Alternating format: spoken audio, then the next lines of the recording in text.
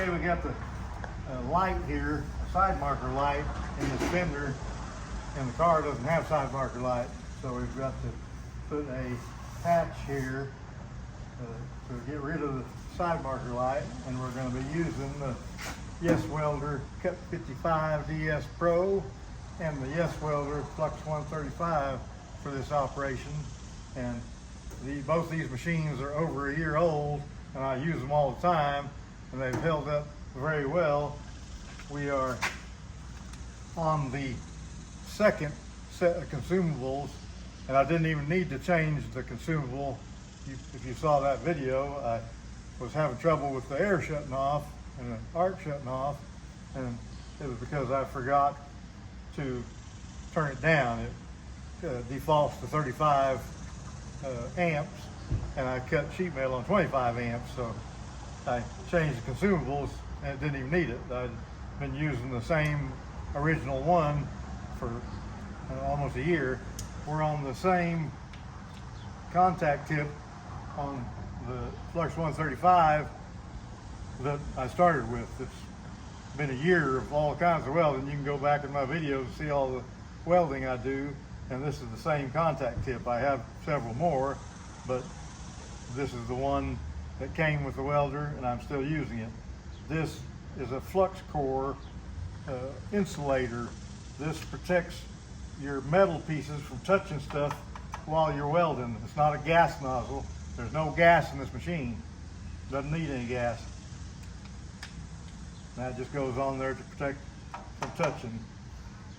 First thing I'm going to do is strip the paint around the patch area. It's easier to strip the paint before you cut it than it is to strip it after you cut it. So let's strip it now. Got the Billy sander with 80 on it. Turn on my Billy light.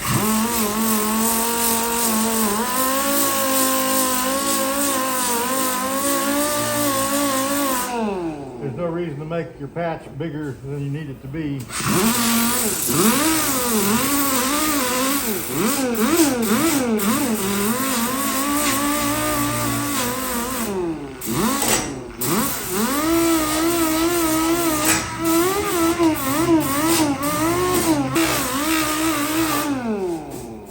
That's good enough. Now, take tape, pull it tight.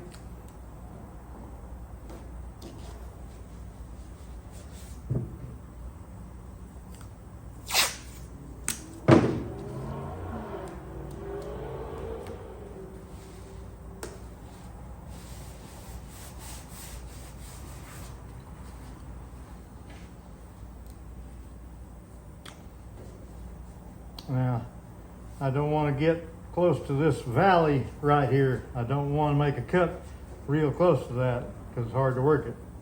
So I'm going to cut my piece like that.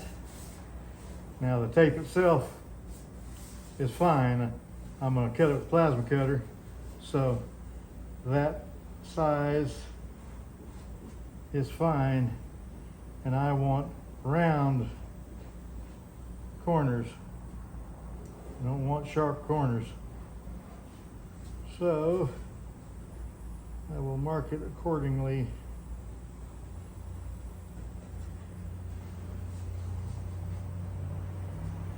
Here's the edge of the hole.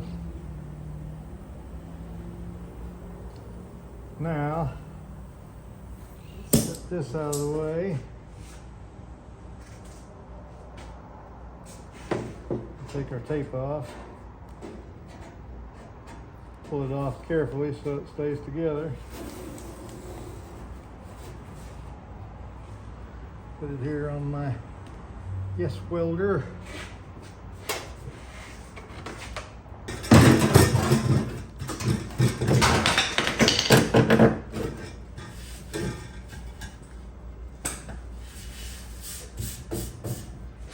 Now, put the fender.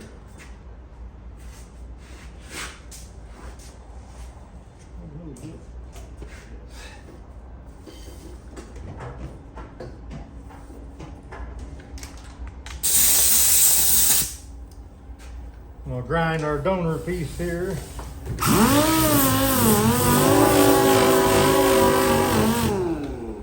string goes by. We're trying to make videos here.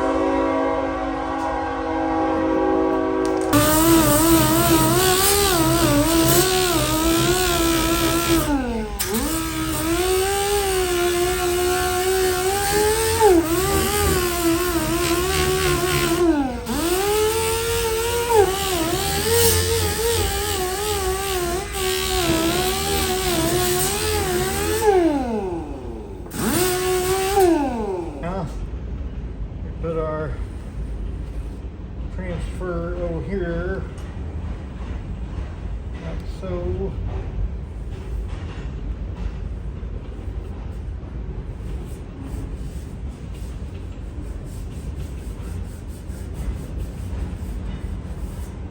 All the way shot.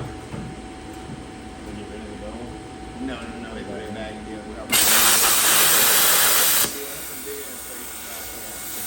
They didn't have that.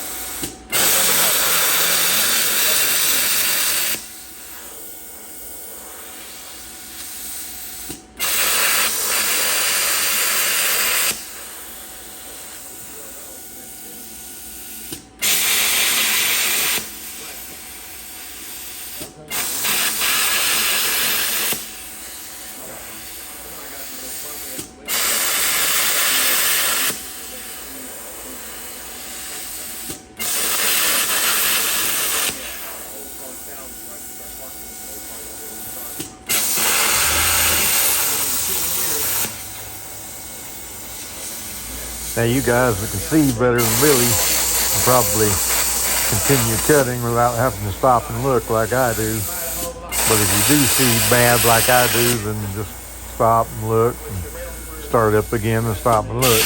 It'll only take a little while longer.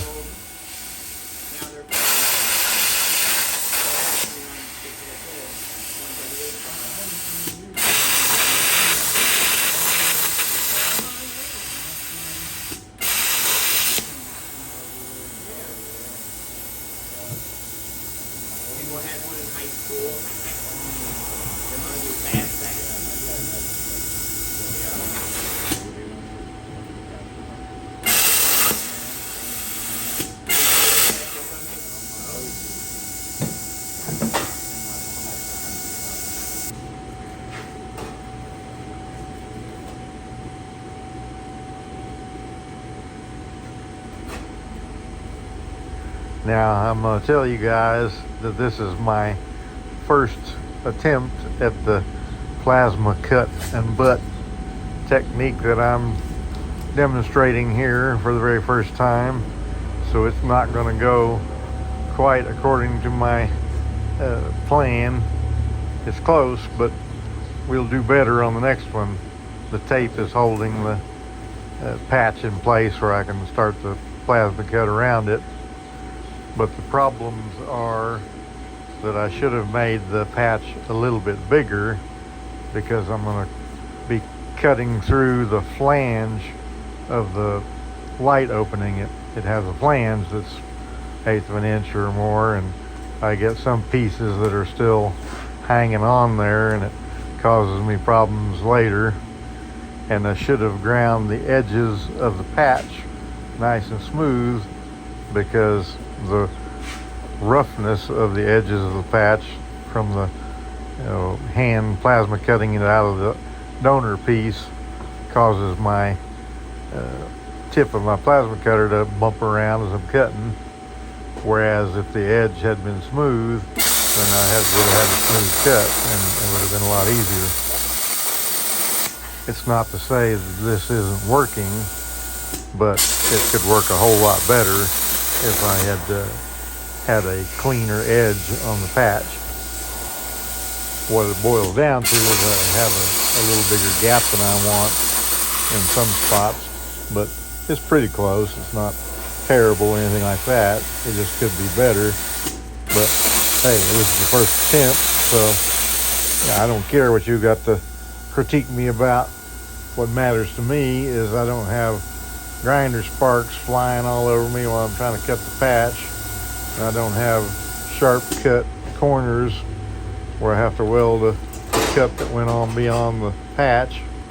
So I position the half that I've already cut out into the cut that I've made, and I start welding it. I've got it all lined up good. I've got my welder set at 90 amps. I got both my ground clamps clamped on the same place there at the front.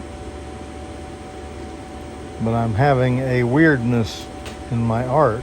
It's making a weird electrical sound. I'm checking my settings. Something is definitely up here. It's making weird arcs. It's making an electrical buzz that I've never heard before in any kind of welding. So I'm gonna have to try to figure out what's going on here, because there's something not right. Something's foul. Huh? Something is foul. Maybe you ain't got it grounded good enough. Let's You got a ground clip on top of a ground clip. Which one is this ground clip? This one here? There you go. see. This is Welder. See if that makes sense.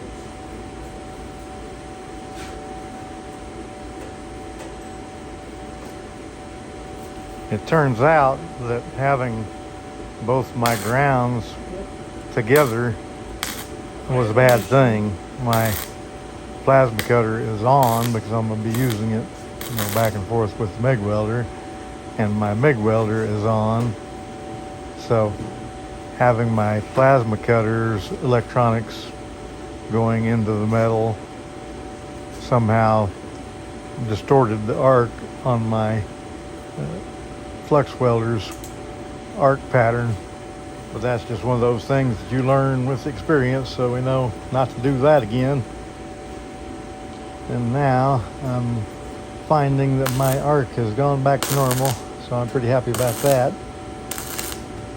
Now I'm switching my ground clamps back to the plasma cutter. Took the Flux welder ground off, put that plasma cutter weld or ground clamp on.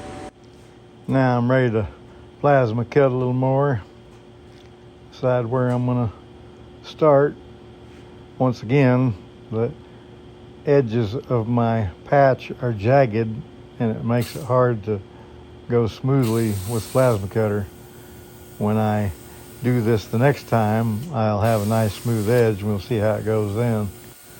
My slot that the plasma cutter makes while cutting is around the 1/16 of an inch wide, so it's perfectly acceptable for a weld seam to have a 1/16 of an inch gap. If I were welding it with a MIG welder, that would be perfect gap, because you do not want your panel touching when you MIG weld. You're going to have warpage, I guarantee you. You need to have a gap to allow the metal to move around. And as I've shown many times before, welding up a 1/8 of an inch gap is no trouble at all with a flux core. It's not even much trouble with a MIG welder. It's just easier with flux core to weld up a big gap. But with a MIG welder, you can do it, but I don't recommend having much of a gap. Just like I say, about a 1/16 of an inch is a perfect gap. So I've ended up here with some a little bit bigger than 1/16 gaps. Got some 1/8 there that I'm going to have to fill on some of the corner cuts. Now this is where I make my biggest boo-boo. I was getting too impatient because this has taken well over an hour already. So I decided to weld for longer than I have recommended. And this is causing warpage as I'm going. I think, blow it off with a blower, and that does even more damage, really, because you're cooling it too fast. I recommend going around the patch, with just stitches, like one weld, and then jump to a different position, make one weld.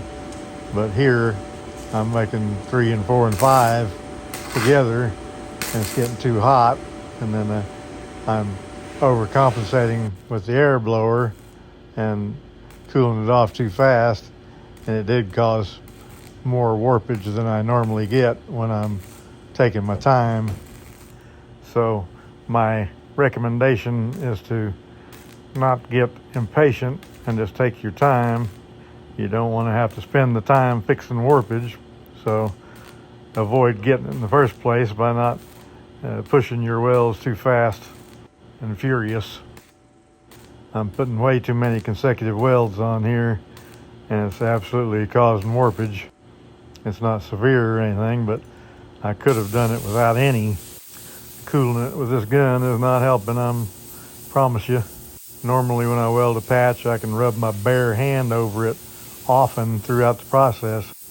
I guarantee you there's way too much heat transfer into this panel. So next time I'll do it right for you, and we'll examine it much closer.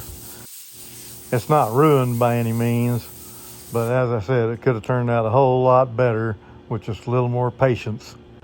So please touch my like thingy, share my shizzle, and subscribe, damn it!